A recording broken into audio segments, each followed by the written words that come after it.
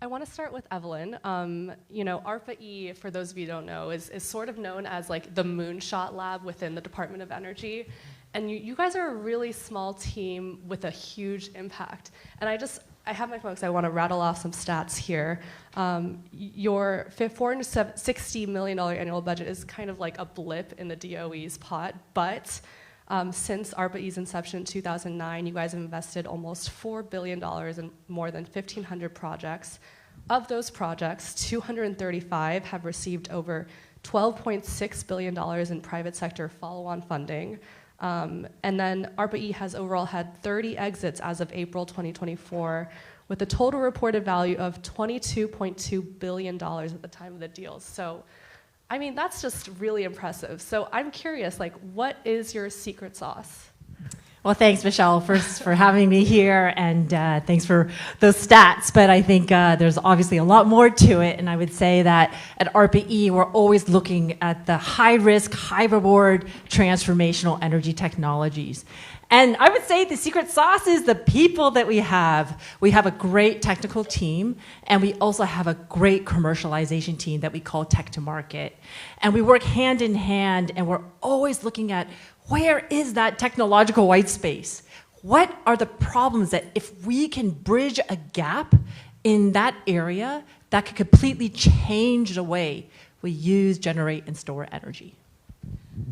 So Paige, I want to turn to you next. One of the biggest topics right now and themes within climate change is the role of AI, artificial intelligence. And on the one hand, it's a really interesting topic because AI is a big consumer of energy, and AI data centers and energy demand and power demand. That's a huge issue right now within the climate sector.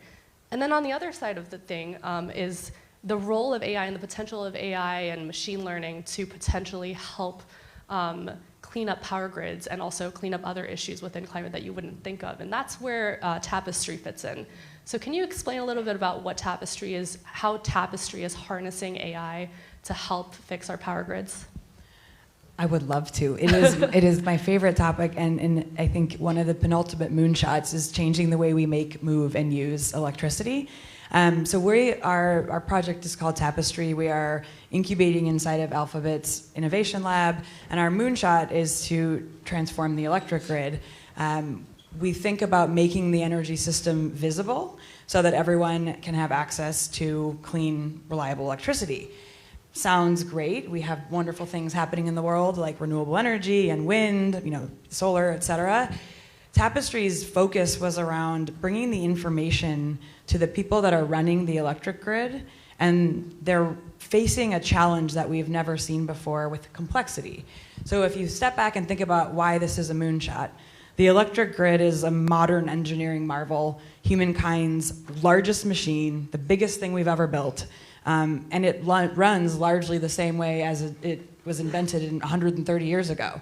Centrally generate energy, ship it to where it's used, the end. And now we have millions of devices plugging in, running in seconds and milliseconds. When a cloud passes over the sun, there's a change in the electric grid.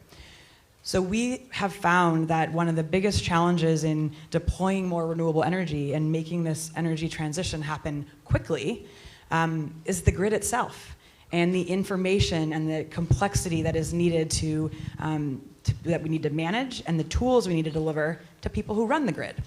And this is where we think AI has a really beautiful place in delivering solutions. So when you think about managing complexity, predicting the future, moving from predicting what a coal plant is going to do for the next 20 years to predicting what 1 million rooftop solar systems are going to produce every minute of the day, we just need different tools.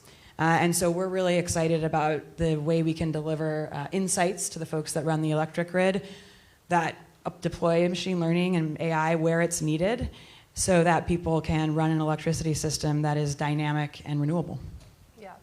And John, I want to turn to you now.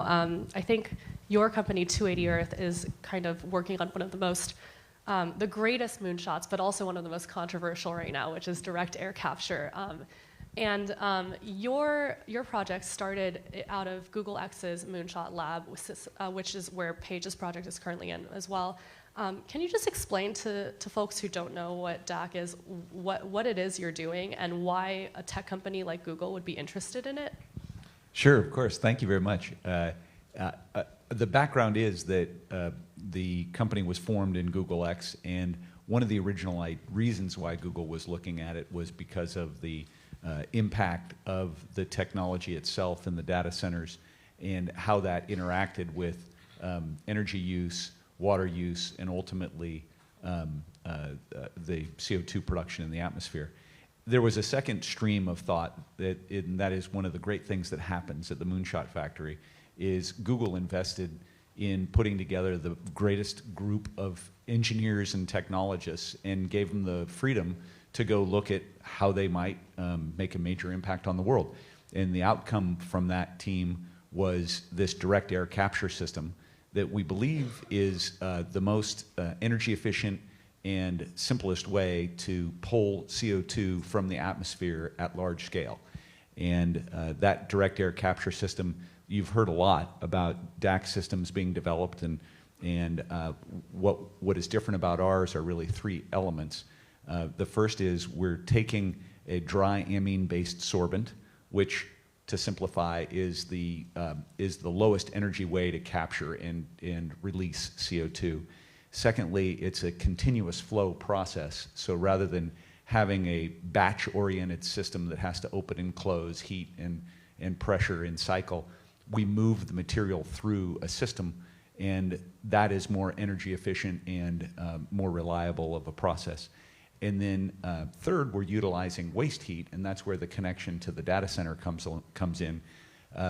We're taking the system, which is 100% electricity driven, and reducing the amount of electricity required for our system by taking waste heat off of a data center, thereby creating value at the data center for reducing its cooling load.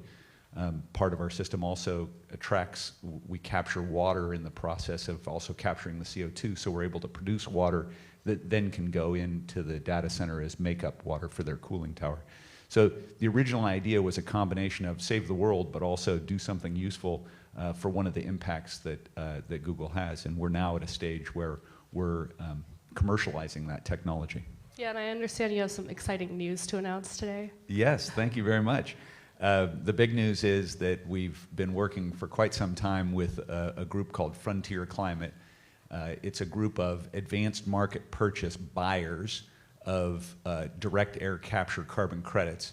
It includes Alphabet, but also Meta, JP Morgan, a number of buyers, Shopify. It was originally created at Stripe. And this group has gotten together and said, in order to pull forward this DAC technology and bring it down the cost curve, they've been working with these companies to try and create a market for exactly what our product is, and that is a direct air capture, highly qualified and quantifiable carbon credit to be sold into the voluntary carbon market. So with this announcement of a $40 million 6-year contract with Frontier Climate, we're officially announcing that we're open for business and ready to sell that kind of high-quality carbon credit to all sorts of buyers. Thank you. Thanks for the question. Congratulations, that's very exciting. So Evelyn, I want to ask you, something that I'm curious about is right now, I mean, climate tech as an ecosystem has evolved so much beyond its early days. You know, it's no longer just solar, wind, batteries, what you think of as traditional climate solutions. There's just so many more subsectors. So, you know, you guys don't have unlimited resources. How do you decide what to focus on and what to direct your energy towards and what makes the most use out of what you have? Yeah, thanks, Michelle, for that. And certainly there's a lot of energy and investment in climate right now. And in fact, when I started at ARPA-E, I said, you know, we need to set our own vision in terms of what we should now take our resources and try to now support communities and to try to develop that are so critical for this energy transition.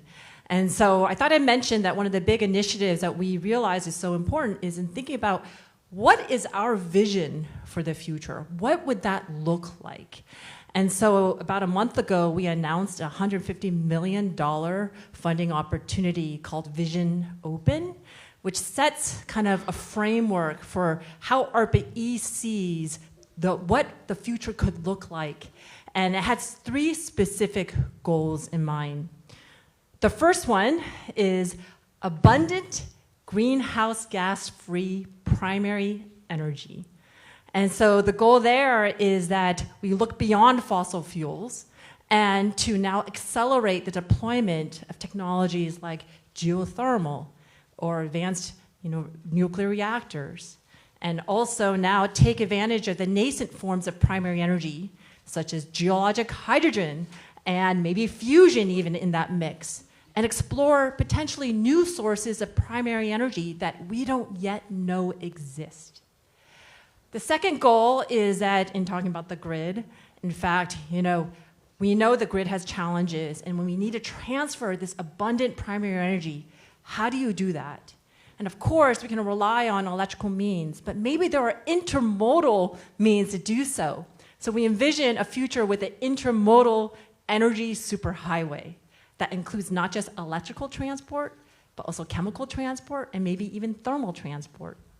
And the last goal I thought I'd just mention is that, so as we think about the energy transition away from fossil fuels, we also have to think about the carbon transition, because we know we rely on carbon-based products for everyday life. And so we want to kind of engage a community to think about, well, how to create now transition from these unsustainable feedstocks of carbon to new sources, right, that have no emissions or negative emissions. And this could include, say, using algae and plants as living refineries. And how do you make, for example, now these predictable, controllable, recyclable polymers? And so that's the vision that we see as really important. And this is a world that doesn't exist. We would love to see it as the next step as we think about our future and as we combat climate change and work towards a sustainable energy future. And I realize these are all really ambitious goals, but ARPA-E is a federally funded agency, and I think you can't really do what you're doing without the support of the White House and whoever is in the White House. So I have to kind of ask you right now, I feel like the topic on everyone's mind is the election, obviously. And so I'm just curious, is there anxiety within ARPA-E about the election and Biden's candidacy? Yeah, well, thanks, Michelle, for that. I know you don't want to thank me. So what I'll say is that we are a technology-focused agency. And our mission is very aligned with everyone's goals here, which is bolstering U.S. energy independence, reducing reducing greenhouse gas emissions, and enhancing energy efficiency. And so we've been very fortunate that we have very strong bipartisan support. And we rely on that to do all the things that we're doing in our agency. And so I think we planned and we hope to continue to have that bipartisan support regardless of what happens in terms of elections, and we'll just keep on pushing forward in terms of technological innovation. Well, good luck. Michelle, I guess I'd want to add to that. Please. You point out the role of government in starting the process of creating new technologies or incentivizing in one way or another, either a carrot or a stick. But at the end of the day, we need to be able to mobilize private sector capital to create the incredible capital intensivity of what we need to go do. And so if we are so focused on just the government aspect of this, we'll lose out on what the real amplification is for the sector that we need, and that is private sector and private sector returns. So the way we're going to mobilize that capital is through the early innovation that can be sponsored by government, through secondary innovation that can be sponsored by leaders and like Google and similar peer research labs. But then ultimately we have to put it into the context of predictable, reliable investments that can guarantee a return and pursue a lower cost of capital, project financing, into this sector of renewable energy. And you've seen it happen in wind and solar and even biofuels. There's a cost curve that these technologies start on when they're in the ARPA-E or the Moonshot stage that comes down dramatically as we gain experience. And so that's exactly what we're trying to do, is finish the swing that is started by government and pure research laboratories in the private sector to bring down the cost to a point where private sector capital will participate and make money. Paige, what do you think about that? I think my experience has been, if you want to build a moonshot, you're part of a relay race, and you need other members. Climate innovation is, developing novel ideas. The work that comes out of ARPA-E and others just sparks something, right? And then the rest of us pick up the pieces and move forward. I think we all need to think about really passing the baton and thinking about this as a relay race, because we have to do it together. The other thing in this dialogue that I hear in sort of moonshot taking versus just deploy what we have today, just keep going. I mean, this is not an either-or dialogue. We have to do moonshots. We have to work out what's next. And of course, we should do more of what's working. So my, remark and add and an invitation for folks in this room are, when you hear either-oring, do moonshots or don't do moonshots and just keep doing what we know, discourage that frame of reference, because we are going to have to do both. We're going to have to do more of what works, and we're going to have to do more of what we don't know about yet if we're going to handle this. So it needs to be a team effort and sort of pass those batons as we go. That's my invitation. Well, that's a really great invitation, I think. I think that's all the time we have today, so thank you all so much. Really appreciate it.